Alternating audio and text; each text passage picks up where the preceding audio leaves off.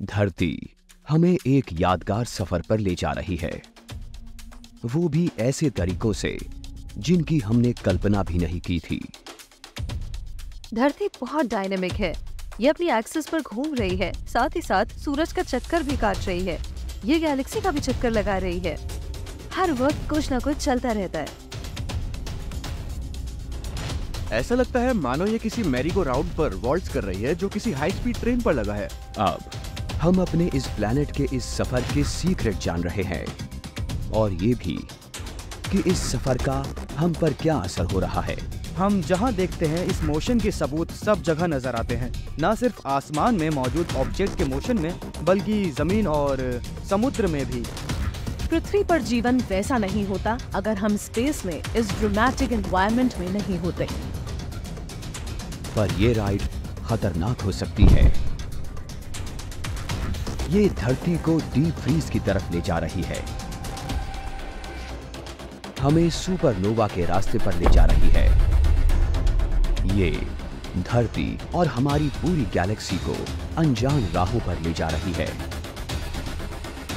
Galaxy space में सफर कर रही है, वो कहाँ जा रही है? क्या यह वाकई एक कॉस्मिक मिस्ट्री है? तो तैयार हो जाइए धरती की कॉस्मिक जर्नी देखने के लिए।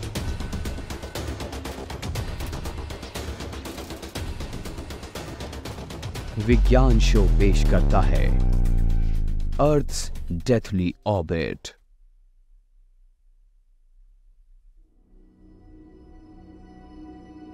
हम धरती के मुसाफिर हैं और हमारा होम प्लैनेट कॉस्मोस में सफर कर रहा है। हमें सब कुछ शांत नजर आ रहा है। लगता है जो दिख रहा है वही सच है। आपके रोजमर्रा के एक्सपीरियंस से बिल्कुल विपरीत सच ये है कि पृथ्वी कई तरह से स्पेस से जोरदार स्पीड से चल रही है। यहाँ तक कि रात के आसमान में तारों का मोशन इस बात का सबूत है कि पृथ्वी रुकी हुई नहीं है। धरती हर पल घूम रही है, और इस बात का सबूत ये है कि हमारे यहाँ दिन और रात होते हैं। भले हम इसके बारे में ना सोचें, पर हमारी जिंदगी धरती के सफर के मुताबिक ढल चुकी है, और धरती स्पेस में घूम रही है। हमारे लिए सबसे बेसिक है दिन और रात का साइकिल, जो 24 घंटों का है। पृथ्वी पर सारा जीवन डे और नाइट के साइकिल के साथ इवॉल्व हुआ है, और ये पृथ्वी के हर ऑर्गेनिज्म में समाया हुआ है। जीवन धरती के स्पिनिंग मोशन के मुताबिक विकसित हुआ है, पर समुद्र में कोरल्स चीजों को एक कदम आगे ले जा रहे हैं। वो धरती के हर टर्न का रिकॉर्ड रख रहे हैं। उनका एक डेली साइकिल होता है जिससे एक डिपॉजिट बनता है, बिल्कुल पेड़ों की रिंग की तरह, जो साल में एक बार बनते हैं, पर ये डिपॉजिट रोज होता है। अगर आप किसी पेड़ की रिंग को देखें तो गिन सकते हैं कि वो कितने सालों से खड़ा हुआ है। कोरल्स रिकॉर्ड साल में एक बार नहीं बल्कि रोज बनते हैं, दिन और रात के साइकिल में। ये कोरल के छोटे छोटे ग्रोथ बैंड्स में रिकॉर्ड हो जाते हैं। कोरल के ग्रोथ बैंड्स को काउंट करके हम साल के दिनों की गिनती कर सकते हैं, पर जब हम एंशिएंट फॉसिलाइज्ड कोरल देखते हैं तो हमें एक बड़ी अजीब सी बात नजर आती है। हम कोरल के फॉसिल्स को देख सकते हैं जो सैकड़ों अरबों साल पुराने हैं। जब हम उन्हें देखते हैं तो पाते हैं कि तब साल 365 दिन का नहीं होता था, बल्कि 420 दिन का होता था। साल कितना लंबा होगा, ये धरती के सूरज का एक चक्कर लगाने के समय से तय होता है। लाखों सालों पहले भी धरती को सूरज का चक्कर लगाने में उतना ही समय लगता था जितना आज लगता है। तो फिर साल 420 दिन का कैसे हो गया? ये कैसे मुमकिन हो सकता है? हम सभी जानते हैं कि पृथ्वी के घूमने का रेट 24 घंटे है, पर ऐसा हमेशा से नहीं था।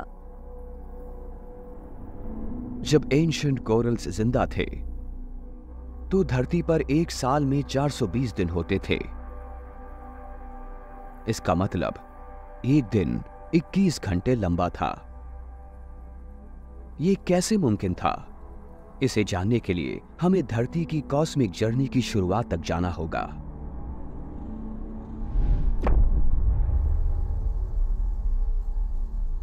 चार 4.6 अरब साल पहले धरती एक खतरनाक रास्ते पर सफर करती थी, अफरा तफरी और तबाही से भरे सोलर सिस्टम में।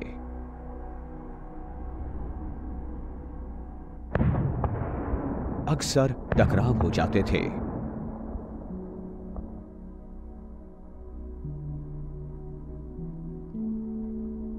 एक विशाल टकराव ने धरती के घूमने को तेजी से बढ़ा दिया।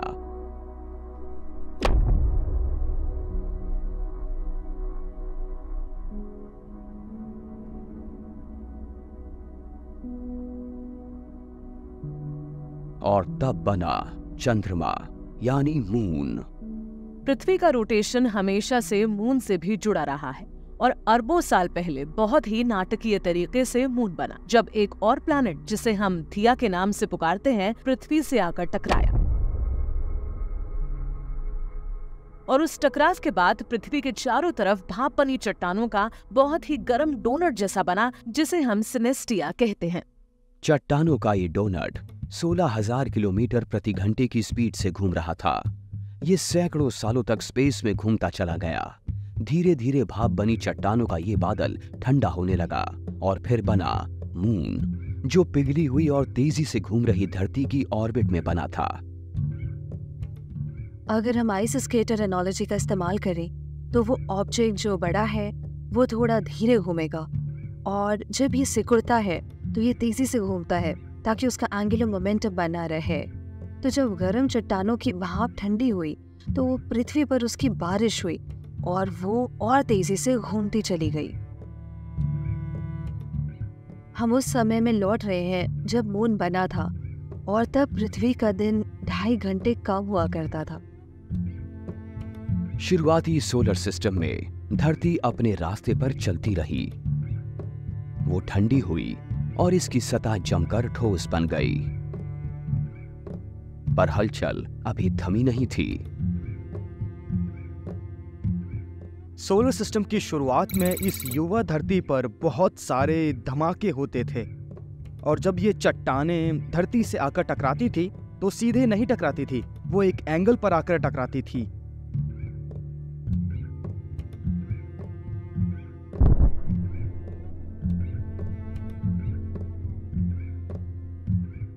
हर टक्कर के साथ धरती की घूमने की रफ्तार और थोड़ी बढ़ जाती है। ये जो बढ़ा हुआ स्पिन है ये मेरी गो राउंड जैसा है। आप इमेजिन कर सकते हैं हर बच्चा मेरी गो राउंड को पुश करके उस पर बैठते ही स्पिन बढ़ जाता है। धरती अपना सफर तय करती रही। एस्ट्रॉइड के टकराने से युवा धरती आज की तुलना में 12 गुना तेजी से घूम रही थी। धरती के घूमने की स्पीड का बड़ा गहरा असर जीवन पर पड़ता है। धरती के घूमने की स्पीड का हमारे मौसम पर बहुत ही गहरा असर होता है। जब दिन छोटा होगा तो एक इफेक्ट जो धरती पर नजर आएगा वो ये होगा कि तूफान तेजी से बढ़ जाएगा। ये फिनोमेना आज भी जारी है, जिसने इन ताकतवर एंशिएंट स्टॉर्म्स को शुरू किया था। हम इसे कोरियोलिस इफेक्ट कहते हैं।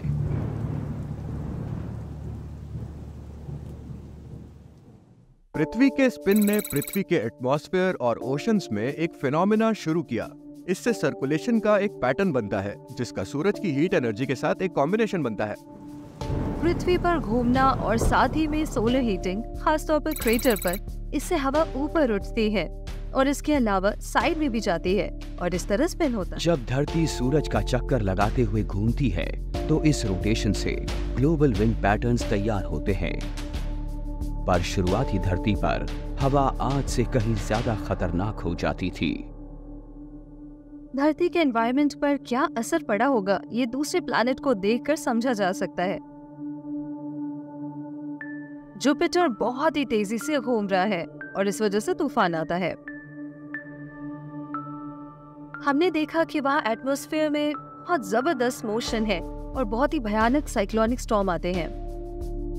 सबसे बड़ा और सबसे ताकतवर है ग्रेट रेड स्पॉट। इस तूफान की चौड़ाई धरती से दोगुनी है और इसमें हवाओं की रफ्तार करीब 650 किलोमीटर प्रति घंटा हो जाती है। जुपिटर पर वाकई बहुत भयानक तूफान आते हैं, बड़े साइज वाले, बहुत ताकतवर और शायद बहुत तबाही मचाने वाले। इससे हम समझ सकते हैं जब धरती तेज स्पीड में घूम रही होगी तो यहाँ किस तरह के तूफान आते रहे होंगे। युवा धरती का सफर जारी था और उसके रोटेशन से पूरी धरती पर खौफनाक तूफान आ रहे थे। तेज स्पिन किसी भी जीवन के लिए तबाही वाला हो सकता था।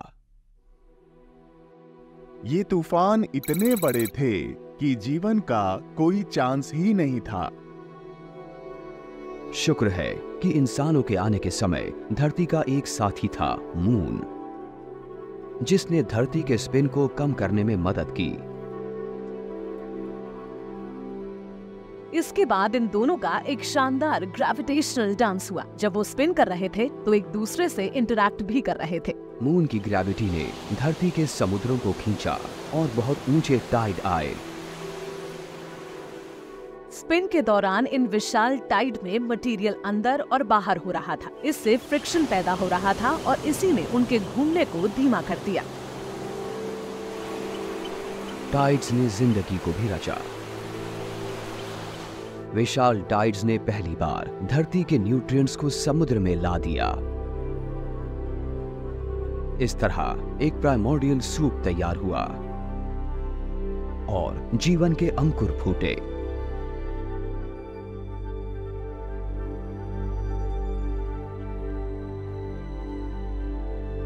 धरती का स्पिन अब धीमा होता चला गया और पूरी धरती पर जीवन फलता फूलता चला गया। लेकिन धरती का स्पिन हमारे कॉस्मिक सफर का एक हिस्सा भर है। यूनिवर्स में हमारा एनवायरनमेंट कितना पेचीदा है, ये बहुत ही हैरत की बात है। बहुत सारी चीजें हैं जिनका पृथ्वी की ऑर्बिट पर असर पड़ता है, जैसे पृथ्वी की टिल्ट। धरती के स्पेस में सफर के सबूत पूरी दुनिया में छिपे पड़े हैं। क्या धरती का ये तूफानी सफर ये समझा सकता है कि आज धरती की जो सबसे सूखी जगह है वहां कभी जोरदार बारिश होती थी?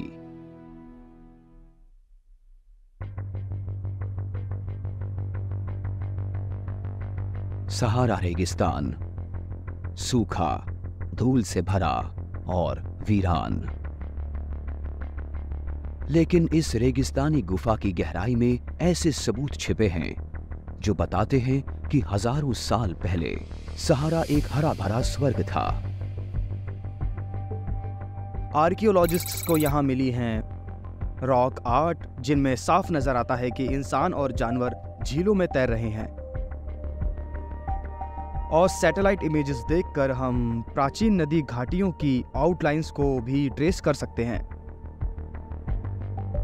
धरती के तेज रोटेशन का असर प्राचीन मौसमों के पैटर्न पर पड़ा था। क्या किसी और मोशन ने रेगिस्तान के क्लाइमेट को बदला होगा? इस रहस्य को सुलझाने के लिए हमें चलना होगा 4.6 अरब साल पहले, जब सोलर सिस्टम के शुरुआती दिन थे और यहां प्लैनेट की जोरदार गोलाबारी चल रही थी।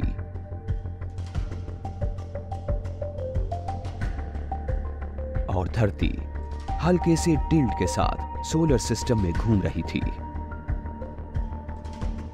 मून के बनने से पहले धरती का टिल्ट उतना बड़ा नहीं था, पर उस टकराव की वजह से धरती का टिल्ट करीब 80 डिग्री तक पहुंच गया।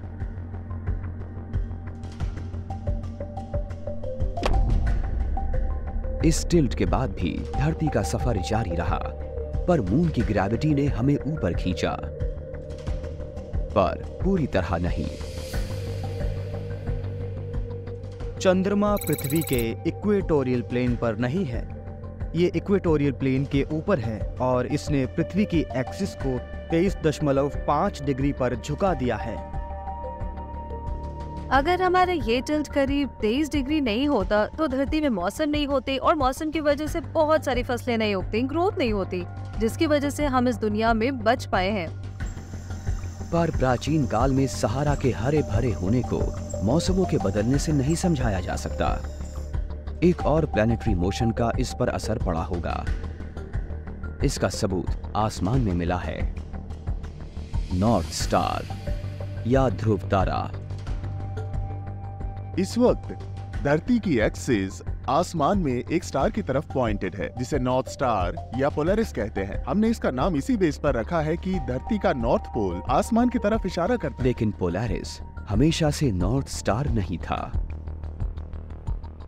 5000 साल पहले वो एकदम अलग स्टार था। वो थ्रूबन था, जो एक अलग कॉन्स्टेलेशन ड्रैको में था। कुछ समय बाद भविष्य में वो वेगा में चला जाएगा। इस कॉन्स्टेलेशन का सबसे चमकीला तारा है लायरा। तो असल में नॉर्थ स्टार बदल जाता है क्योंकि आसमान में नॉर्थ पोल की पोजीशन भी बदल जाती है। पोल स्टार में बदलाव इस बात का सबूत है कि धरती स्पेस में हिल-डुल रही है। इस प्रोसेस को प्रेसिशन कहते हैं। इसका असर स्पिनिंग टॉप्स पर भी पड़ता है। अगर आप एक टॉप लेते हैं और उसे तेजी से स्पिन कर देते हैं, फिर उसे पोक करते हैं, तो उसके रोटेशन की एक्सिस इस तरह से स्पिन होगी और ये उस ऑब्जेक्ट के असली स्पिन से धीमा होगा। यही है प्रेसेशन एक्सिस का जो सर्कल बन रहा है। वो धरती के साथ भी यही होता है।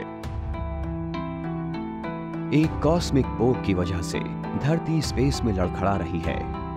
पर वो कौन सी चीज है जिसने धरती को हिलाया होगा? एक बार फिर ये ग्रेविटी का ही कमाल है। और ऐसा मून और सन के साथ धरती के ग्रेविटेशनल इंटरैक्शन से होता है। ये वो फोर्स है जो घूमती हुई धरती को हिला देती है और इस वजह से धरती की अपनी एक्सिस में स्पिन में प्रेसेशन आ जाता है। इसका एक सर्कल पूरा करने में करीब 20,000 साल लग जाते हैं। धरती सूरज के चारों तरफ अपना सफर पूरा कर रही है और इस बबलिंग मोशन से धरती के क्लाइमेट में नाटकीय बदलाव आता है। जब धरती का नॉर्थ पोल सूरज की तरफ झुका होता है तो नॉर्दर्न हेमिस्फीयर की समर बहुत गर्म होती है और इनका सहारा पर अनसोचा असर पड़ता है। पता चला कि एक समय ऐसा आता है जब सहारा रेगिस्तान में ज्यादा कड़ी धूप रहती है। इससे क्लाइमेट गर्म हो जाता है और समुद्र से हवाएं आती हैं। इसे मॉनसून इफेक्ट कहते हैं और इसी के कारण सहारा में बारिश होती है, जबकि ज्यादातर वो सूखा रहता है।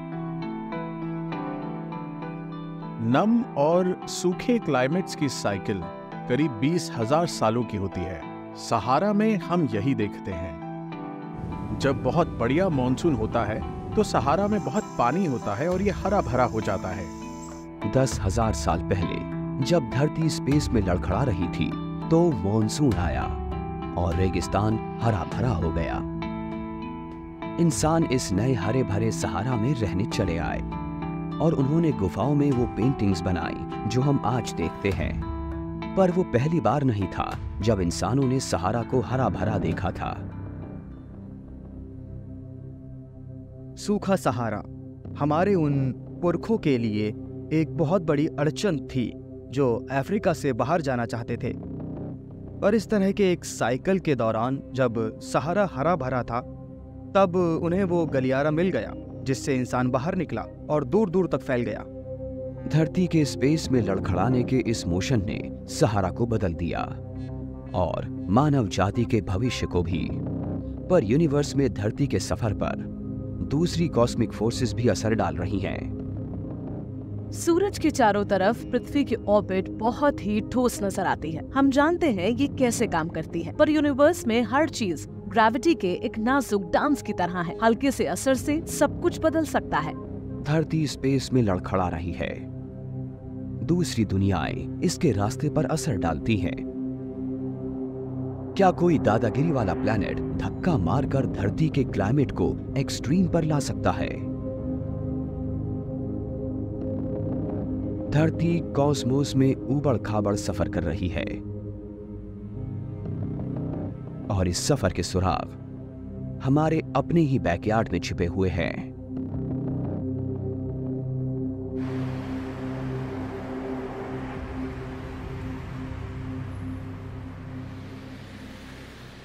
न्यूयॉर्क में बिल्डिंग्स और ट्रैफिक के बीच हमें मिलते हैं मोरेन्स, यानी सूखते ग्लेशियर से बची हुई चट्टानें।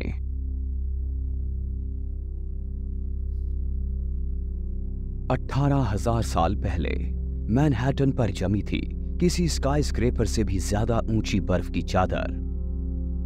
धरती के इतिहास में बार बार आइस एज आती रही है और धरती डीप फ्रीज में जाती रही है। करोड़ों साल पहले पृथ्वी के इतिहास में एक समय ऐसा था जब पृथ्वी बर्फ का गोला थी।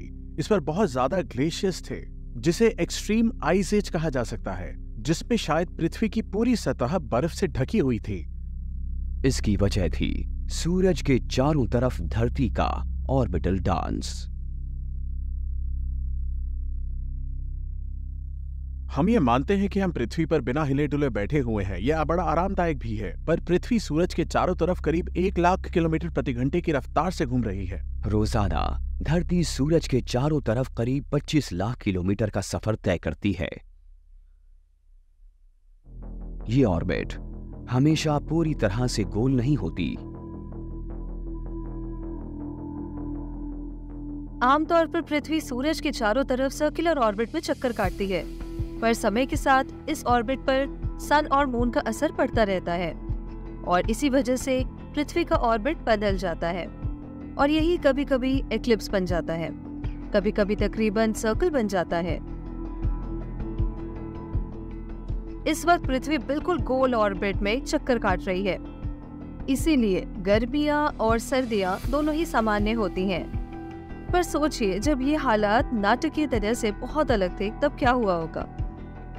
जब पृथ्वी सूरज से थोड़ा सा करीब होती है तब बहुत जबरदस्त गर्मी पड़ती है। इसी तरह ऑर्बिट की दूसरी तरफ यानी सूरज से सबसे दूर बहुत ज्यादा सर्दियां पड़ती हैं। हमारा एनवायरनमेंट इन चीजों के लिए बड़ा ही नाजुक है और जब धरती की ऑर्बिट खींचती है तो इससे धरती पर आइस एज आ सकती है। धरती की 1 लाख साल की ऑर्बिटल साइकिल ने आइस एज लाया था, जिसमें न्यूयॉर्क ढक गया था और आइस एज का इंसान के इतिहास पर गहरा असर पड़ा है। 15,000 साल पहले लगातार तापमान गिरने से पानी ग्लेशियर्स और बर्फीले पहाड़ों में लॉक हो गया था। समुद्र का लेवल गिर गया था, जिससे कॉन्टिनेंट्स के बीच लैंड ब्रिज बन गए थे और इंसान एशिया से पैदल अमेरिका जा सके। पहली बार अमेरिका में इंसान आकर बसा। मई 2018 में साइंटिस्ट्स ने धरती के सफर के बारे में एक बहुत नई बात पता लगाई। हर 4,05,000 साल बाद धरती का ऑर्बिटल सफर खींचकर एक्सट्रीम हो जाता है और इसके लिए जिम्मेदार है धरती के पड़ोसी प्लैनेट्स। क्योंकि जुपिटर हमारे सोलर सिस्टम का सबसे विशाल प्लैनेट है, यही सोलर सिस्टम में सबसे ज्यादा दादागिरी चलाता है। इसके डायनामिक्स, इसकी ग्रेविटी हमारे सोलर सिस्टम्स के डायनामिक्स पर गहरा असर डालती है। ये असल में पृथ्वी की ऑर्बिट को भी धकेलता और खींचता है। ये उन बदलावों के लिए जिम्मेदार है जिससे हमारे क्लाइमेटिक साइकिल पर असर पड़ता है। पर सोलर सिस्टम में सिर्फ जुपिटर की ही दादागिरी नहीं चलती।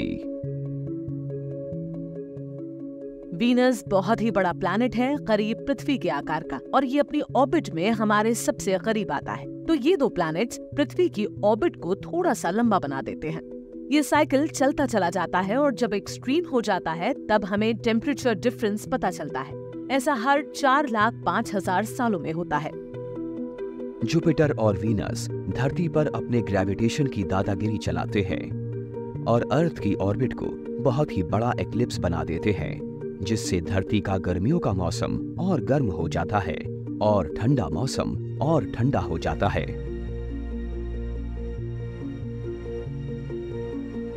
आज हम इस साइकिल के नॉर्मल हिस्से में हैं, पर सिर्फ 60,000 सालों में धरती फिर से बर्फ का गोला बन जाएगी। ये एक तरह से कॉस्मिक बटरफ्लाई इफेक्ट है। थोड़ा सा भी बदलाव हुआ तो वक्त के साथ उसका बड़ा गहरा असर पड़ेगा। सूरज के चारों तरफ धरती की ऑर्बिट एक बहुत बड़ी कॉस्मिक जर्नी का एक हिस्सा है।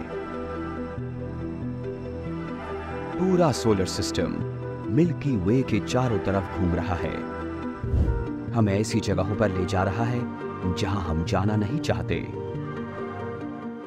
कभी कभी ऐसा भी होता है कि हमारी पृथ्वी बहुत ही बुरे पड़ोसियों के बीच फंस जाती है। क्या ये बुरा पड़ोस धरती पर जीवन के लिए मुसीबत बन सकता है?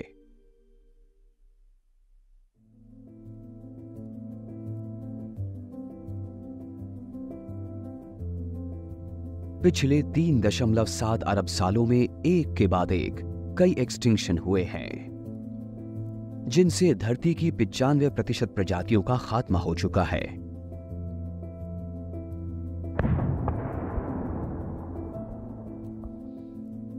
नई रिसर्च दिखाती है कि धरती के ऑर्बिट पर थोड़ा इल्जाम लगाया जा सकता है, ना कि धरती का सूरज के चारों तरफ चक्कर लगाना या धरती की मिल्की वे में बड़ी और दूर की यात्रा। हमारा सोलर सिस्टम और हमारा सूरज गैलेक्सी में 8,64,000 किलोमीटर प्रति घंटे की रफ्तार से हमारी गैलेक्सी के सेंटर में जा रहा है, और गैलेक्सी का सेंटर करीब 26,000 लाइट ईयर दूर है। तो सूरज को गैलेक्सी के सेंटर का पूरा चक्कर लगाने में 23 करोड़ साल लग जाएंगे, और ये समय बहुत ज्यादा है। मिल्की वे के चारों तरफ करीब 8 लाख किलोमीटर प्रति घंटा से चक्कर लगाते हुए धरती ने अपने पूरे इतिहास में गैलेक्सी के 20 से भी कम चक्कर पूरे किए हैं। पता चला है कि ये गैलेक्टिक सफर जितना दिखता है उससे ज्यादा उलझा हुआ है।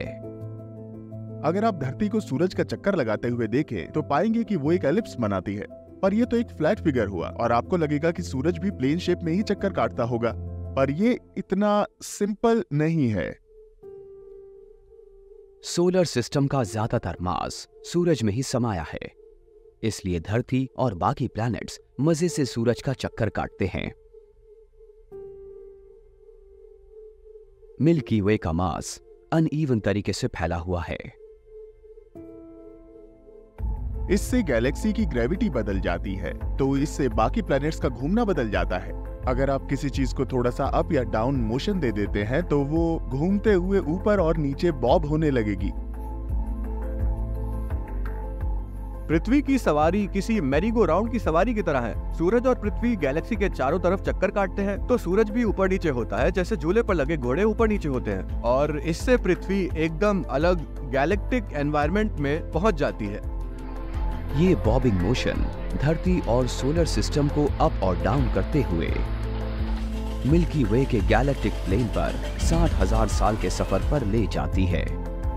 हमारी ऑर्बिट हमें अलग अलग गैलेक्टिक नेबरहुड में ले जाती है। आज हम गैलेक्सी के एक शांत इलाके से होकर गुजर रहे हैं, पर कभी कभी ये सफर ऊबड़ खाबड़ हो जाता है। कभी कभी हमारा सूरज और पृथ्वी भटकते हुए किसी गलत पड़ोस में पहुंच जाते हैं, जैसे कि ऐसा एरिया जहां बहुत सारे स्टार्स बन रहे हैं, जहां बहुत सारे यंग स्टार्स हों जो बहुत एक्टिव हो, या वो एक ऐसी जगह पहुंच जाए जहां स्टार्स मर रहे हो और जहां बहुत उथल पुथल होने वाली हो। गैलेक्सी में सबसे बुरा पड़ोस होता है इसकी स्पाइरल आर्म। गैस से भरे ये इलाके धरती से काफी धीमी रफ्तार में गैलेक्टिक सेंटर का चक्कर काटते हैं, तो धरती ऐसी किसी स्पाइरल आर्म के पास से करीब हर 15 करोड़ साल में गुजरती है।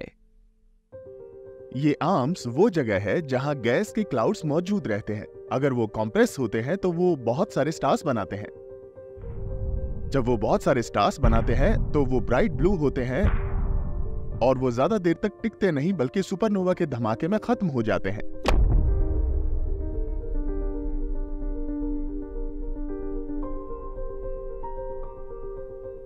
तो ये मुमकिन है कि जब हम इन इलाकों से गुजरते हैं, ये वो जगह है जहां कोई जाना नहीं चाहता, तो बहुत ही पुराने समय में इसका धरती पर असर पड़ा होगा। जब जायंट स्टार्स में सुपरनोवा होता है तो उनकी बाहरी परतें धमाके से स्पेस में बिखर जाती हैं। इसकी शॉक वेव 40,000 किलोमीटर पर सेकंड की स्पीड से चलती है सुपरनोवा से कॉस्मिक रेज भी निकलती हैं। ये गैलेक्सी की स्पेस बुलेट्स की तरह होती हैं, जो करीब करीब लाइट की स्पीड से चलती हैं। और धरती नहीं चाहती कि इनका ज्यादा सामना हो, क्योंकि अगर ऐसा हुआ तो ये इंसानों के सेल्स में घुसकर डीएनए को तबाह कर देंगी और लंबे समय में इंसानों के शरीर में इससे भारी तबाही होगी। जब हम स्पेस में सफर करते हैं तो धरती की मैग्नेटिक फील्ड हमें कॉस्मिक रेज से बचाती है। पर सन 2018 में इस बात के सबूत मिले हैं कि किसी पुराने समय में स्पेस बुलेट्स के ओलों ने धरती की मैग्नेटिक फील्ड पर उथल-पुथल मचा दी थी। हम कई बार इस बात को हल्के में लेते हैं कि पृथ्वी हमें किस तरह स्पेस से बचाती है। इस बात के रिकॉर्ड्स हैं कि हम फटते हुए तारों के कितने करीब पहुंचकर भी बच गए। समुद्र में मौजूद सेडिमेंट दिखाते हैं कि करीब 20 लाख साल पहले आयन हमारे समुद्र में डिपोजिट हो गया था। आयन 60 आयन का एक रेडियो एक्टिव आइसोटोप है। हमें पता है कि ये यूनिवर्स में बस एक ही तरीके से बनता है और वो है एक्सप्लोडिंग स्टार्स से।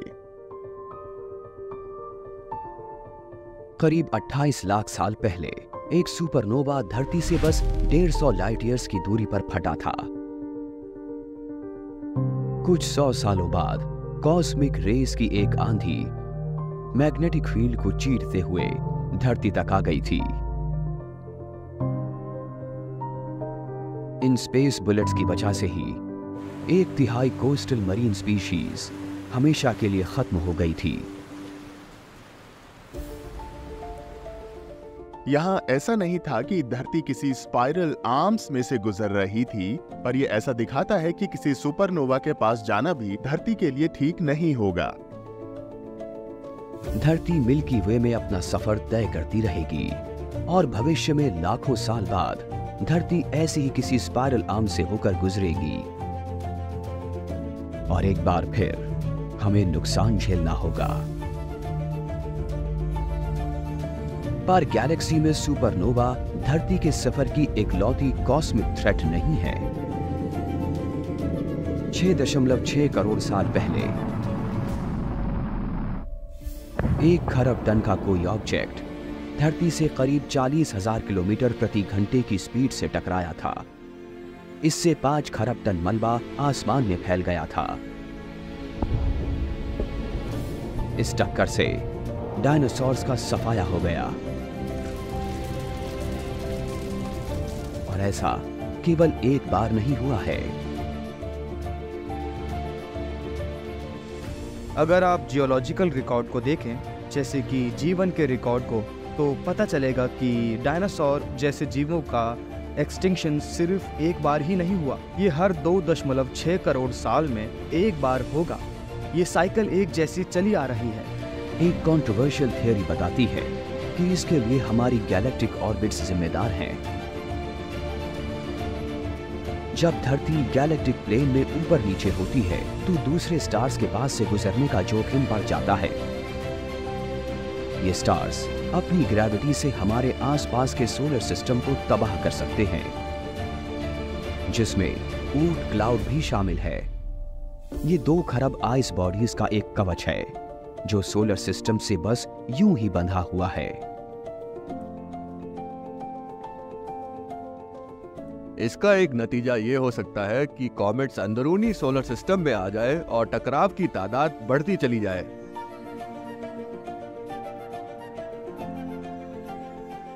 अगर कॉमेट बहुत बड़ा हुआ तो इससे बड़े पैमानों पर जीवों का सफाया हो सकता है, जैसा कि करीब 6.5 करोड़ साल पहले हुआ था। डायनासोर और इनके साथ धरती के करीब 70% जीवों का सफाया गैलेक्टिक प्लेन में हमारे सफर की वजह से हुआ था। इस हादसे से धरती पर छाए हुए जीव खत्म हो गए, पर इससे नए जीव बने, मैमल्स, और उसके बाद आए हम।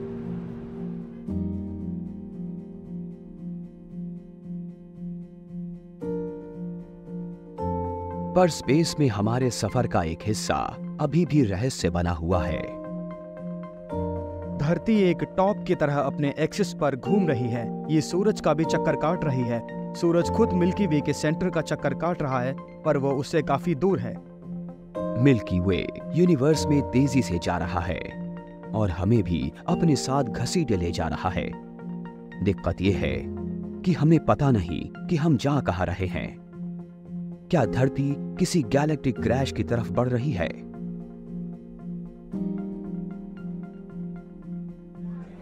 किसी सर चकराने वाली थीम पार्क राइड की तरह धरती कॉस्मोस में एक भयानक से सफर पर चल रही है।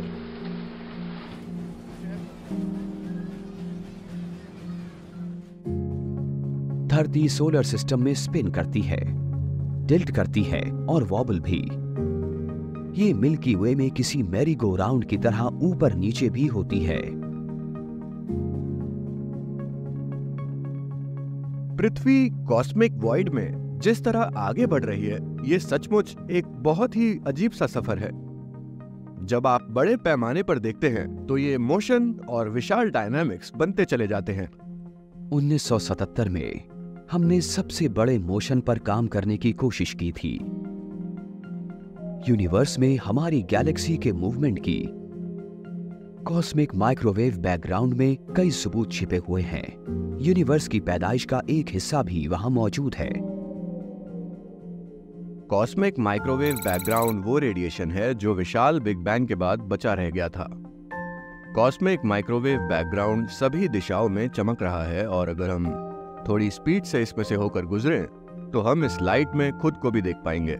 हम स्पेस में कितनी स्पीड से जा रहे हैं, इससे इसे नापा जा सकता है। यूनिवर्स में एक फिक्स पॉइंट के मद्देनजर धरती के मूवमेंट को ट्रैक किया जा सकता है। इस तरह हम मिल्की वे की स्पीड और डायरेक्शन का पता लगा सकते हैं। पर 1977 में टेलीस्कोप्स इस जिम्मेदारी को नहीं निभा सकते थे। 1977 में कोल्ड वॉर के समय नया डिक्लासिफाइड U-2 स्पाई प्लेन आया था, जो बहुत ही हाई ऑल्टीट्यूड वाला रिकॉनेसेंस एयरक्राफ्ट था। नासा ने इसमें ऊपर की तरफ एक विंडो लगाई जिसमें बहुत ही सेंसिटिव रिसीवर लगे हुए थे। कमाल की बात यह है कि ये स्पाई प्लेन पहली बार यूनिवर्स में गैलेक्सी के मोशन को मेजर करने वाला व्हीकल बन गया था। U-2 स्पाई प्लेन धरती से बहुत ऊपर गया और उसने बहुत ही करीब से कॉस्मिक माइक्रोवेव बैकग्राउंड को नापा। डेटा से पता चला कि हमारी गैलेक्सी यूनिवर्स में 592 किलोमीटर प्रति सेकंड की स्पीड से चल रही है, यानी करीब 16 लाख किलोमीटर प्रति घंटा। जरा सोचिए कि गैलेक्सी कितनी बड़ी है।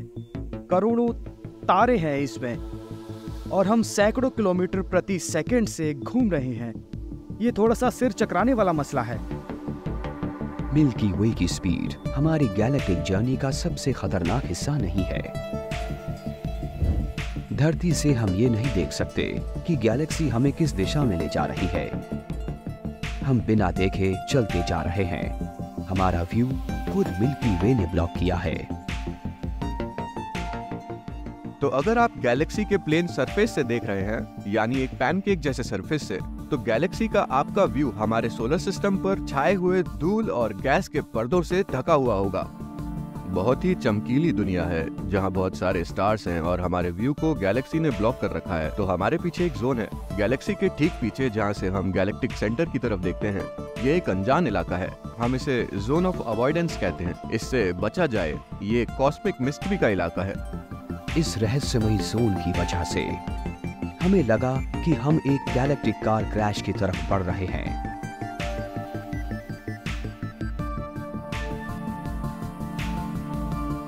इसके बाद हमें एक कामयाबी मिली।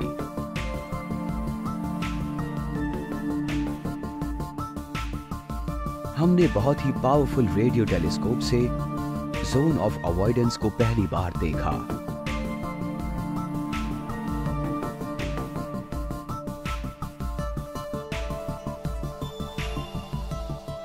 रेडियो लाइट के इस्तेमाल की एक सबसे अच्छी बात यह है कि ये गैस और स्टार्स के बहुत घने इलाके में से भी गुजर सकती है। इनसे हम चीजों के पार देख सकते हैं और रेडियो टेलीस्कोप से हमें जोन ऑफ अवॉइडेंस के परे देख पाने की काबिलियत मिली। कॉस्मिक गैस के बादलों के पार देखने पर हमें पता लगा कि हमारी गैलेक्सीज के एक विशाल गुच्छे का एक छोटा सा हिस्सा भर है। ये गुच्छा एक साथ कॉस्मोस में आगे बढ़ रहा है। हम मानते हैं कि हमारी गैलेक्सी मिल्की वे बहुत सारी गैलेक्सी के एक विशाल समूह का हिस्सा है। हम कह सकते हैं कि एक गैलेक्सी के एक सुपर क्लस्टर का हिस्सा है, एक महाविशाल कॉस्मिक स्ट्रक्चर का हिस्सा, जिससे हजारों गैलेक्सीज मानो धीमे से बहती एक नदी में एक साथ चल रही हैं। एक ऐसी नदी जिसे ग्रेविटी ने ही बनाया है और चला रही है। स्पेस में ग्रेविटी की नदियों से धरती का सफर सैकड़ों लाइट ईयर लंबा है और हमारे साथ है 1 लाख दूसरी गैलेक्सीज। ये सभी स्पेस में एक सिंगल पॉइंट की तरफ बढ़ रही हैं, एक ग्रेविटेशनल ट्रेन जिसे ग्रेट अट्रैक्टर कहा जाता है। ग्रेट अट्रैक्टर ग्रेविटी का एक लोकल रीजन है। यूनिवर्स के इस पैच में बहुत ही ज़्यादा स्ट्रॉन्ग ग्रेविटी है और यूनिवर्स के इस हिस्से में मौजूद सारी गैलेक्सीज इसी की तरफ बह रही हैं। ग्रेट अट्रैक्टर की लोकेशन पर मटेरियल का एक बंच है, एक गैस का बंच है, गैलेक्सीज का बंच है, एक विशाल गुच्छा है।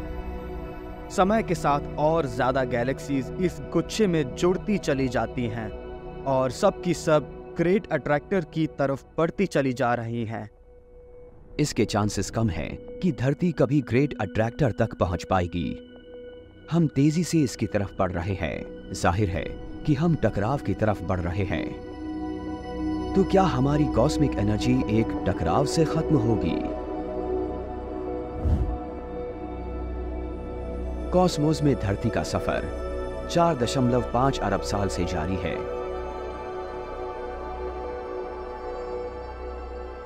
सबसे बड़ा सवाल यह है कि यह सफर आखिर खत्म कैसे होगा?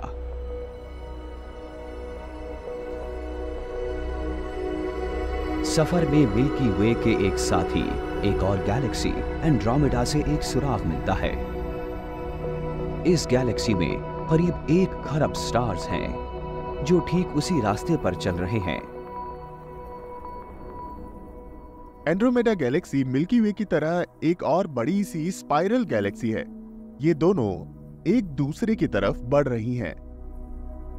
एंड्रोमेडा और मिल्की वे इस वक्त 25 करोड़ लाइट ईयर्स दूर हैं, पर ये करीब 4 लाख किलोमीटर प्रति घंटे की रफ्तार से एक दूसरे की तरफ बढ़ रही हैं। यानी टकराव तो होकर रहेगा। गैलेक्सीज का एक दूसरे से टकराना साइंस फिक्शन की तरह लगता है, पर एंड्रोमेडा गैलेक्सी और मिल्की वे गैलेक्सी का टकराना एक शानदार नजारा होगा। जब एंड्रोमेडा और मिल्की वे गैलेक्सी आपस में टकराएंगी तो ये एक बेमिसाल लाइट शो होगा। स्टार्स आपस में नहीं टकराते, पर गैस के जाइंट क्लाउड्स टकराएंगे। इससे स्टार्स बनने शुरू हो जाएंगे, तो इस तरह एक स्टार बर्स्ट गैलेक्सी बन जाएगी। जब आखिरकार एंड्रोमेडा मिल्की वे में मर्ज हो जाएगी तो पता नहीं क्या होगा। सैकड़ों अरब स्टार्स का एक सिस्टम हमारे सिस्टम में मिल जाएगा और इससे बड़ी उथल पुथल मच जाएगी। पर एक चीज तो तय है, इसमें शानदार आतिशबाजी होने वाली है। ये इतिहास का सबसे बड़ा लाइट शो होगा और इस तरह बनेगी एक बिल्कुल नई गैलेक्सी। इस तरह से एक जाइंट गैलेक्सी बन जाएगी जिसे मिल्क ड्रोमेडा कहा जा सकता है। इसका शेप एकदम अलग होगा। हमारी ग्रैंड डिजाइन स्पाइरल मिल्की वे गैलेक्सी एकदम से बदल जाएगी और उसका शेप एकदम अलग हो जाएगा। तो गैलेक्सीज आपस में मिलकर एक जायंट एलिप्टिकल शेप गैलेक्सी बनाएंगी। पर शायद ये सब देखने के लिए धरती बची ही ना रहे। अरबों स्टार्स हमारी गैलेक्सी की तरफ तेजी से बढ़ेंगे और वो बड़ी आसानी से पृथ्वी की ऑर्बिट को तबाह कर देंगे और सूरज को भी गैलेक्सी से बाहर फेंक दिया जाएगा। स्टार्स, डस्ट और गैस एक दूसरे के साथ चक्कर काटेंगे। इस तरह ग्रेविटेशनल इंटरैक्शन हमारे सोलर सिस्टम को गुलेल की तरह इंटरगैलेक्टिक स्पेस में फेंक देगा।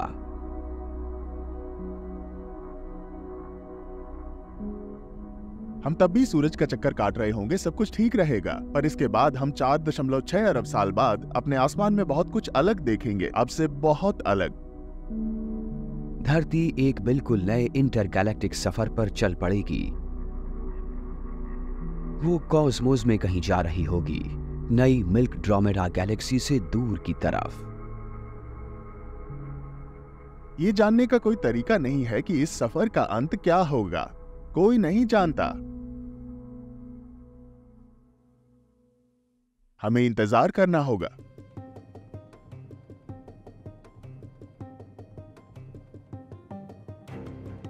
हमें धरती की कॉस्मिक जर्नी की आखिरी मंजिल भले ही ना पता हो, पर अब तक का सफर बहुत ही शानदार रहा है। धरती के बनने से अब तक का सफर कितना शानदार रहा है। भले हमें अभी तक पता नहीं कि आगे क्या होगा, पर इसका मतलब ये नहीं कि वो हादसा नहीं होगा। बहुत सारे लोग समझते हैं कि पृथ्वी स्पेस में एक नीली शांत मार्बल जैसी है, पर सच ये है कि ये खतरनाक तरीके से सूरज का चक्कर काट रही है और सूरज हमारी गैलेक्सी का भयानक चक्कर काट रहा है।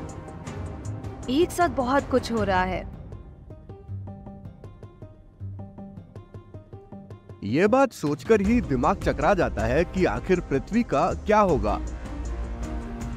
पृथ्वी सूरज का 1 करोड़ बार चक्कर लगा चुकी होगी और ये अपने एक्सिस पर करीब 1 खरब बार घूम चुकी होगी और गैलेक्सी स्पेस में आगे बढ़ रही है। पृथ्वी का ये सफर बहुत ही बोरिंग है।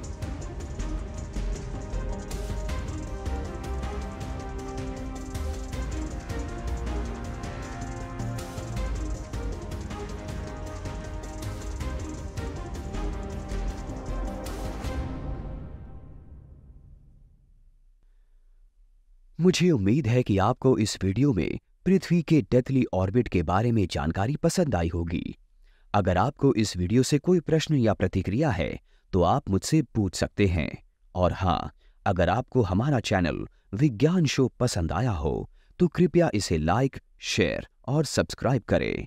इससे आपको हमारी नई वीडियोस की जानकारी मिलती रहेगी और आप हमारे साथ इस विज्ञान की रोमांचक यात्रा में जुड़ सकते हैं। धन्यवाद।